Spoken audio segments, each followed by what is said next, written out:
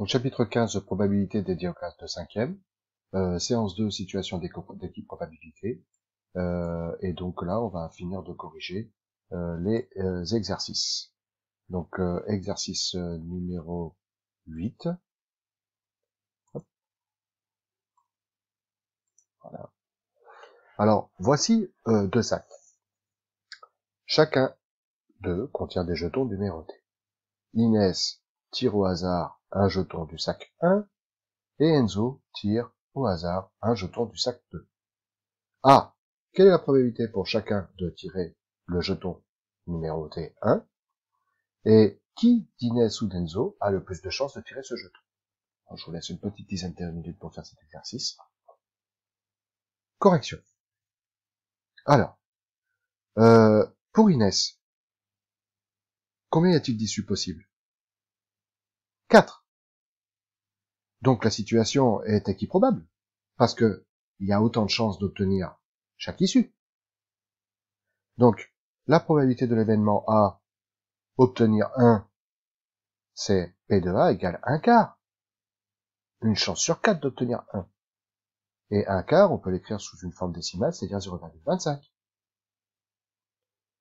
Pour Enzo, il y a 5 issues possibles.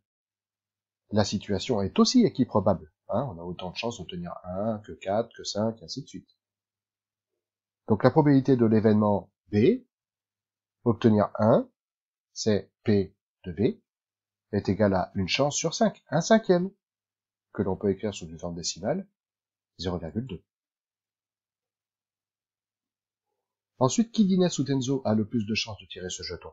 On voit bien que la probabilité de l'événement A est plus grande que la probabilité de l'événement B. Donc P de A est plus grand que P de B. Et P de A, ça concerne Inès. Donc c'est Inès qui a le plus de chances d'obtenir 1.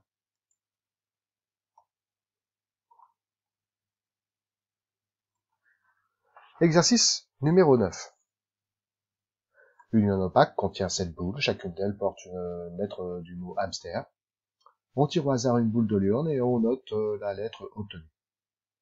Première question, quelles sont les issues de cette expérience aléatoire? Deuxième question, quelle est la probabilité d'obtenir la lettre H? Donner une valeur approchée au centième près. Et ensuite, quelle est la probabilité de chacune des autres issues? Donc, quelles sont les issues de cette expérience aléatoire? Bien, il y a 7 issues. Et la liste des issues, c'est R, S, A, M, H, T, E. Étant donné que toutes les lettres sont différentes.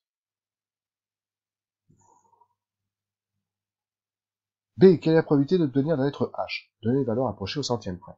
La probabilité de l'événement H, obtenir donc la lettre H, c'est P de H égale 1 septième. J'ai une issue parmi 7 issues possibles. C'est donc 1 septième. Et une valeur approchée de cette probabilité, c'est 0,14. Parce que 1 septième est compris entre 0,14 et 0,15. Donc une valeur approchée au centième près, c'est par exemple 0,14. Quelle est la probabilité de chacune des issues, enfin des autres issues? On est bien d'accord que la situation est équiprobable, puisque chaque lettre est différente. Il y a donc autant de chances d'obtenir chaque issue. Donc la situation est forcément équiprobable. Ainsi, chaque probabilité est 1 septième.